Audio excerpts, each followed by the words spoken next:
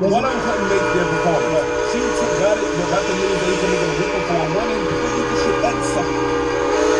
I've heard. Was she allowed to use his toilet? I don't know about the first time. No, one of those dudes tried to do his own toilet.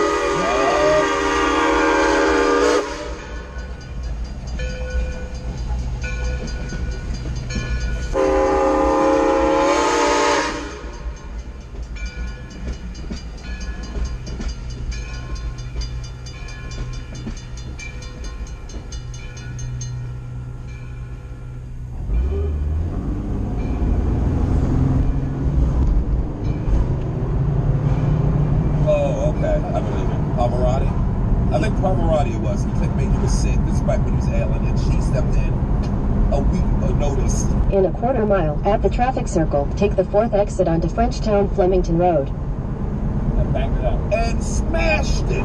Really? She can play anything. Yeah, she was doing this since she was 16 years old. True performer. I'm trying to find that video for you now. Nobody's better, man. I'm telling you.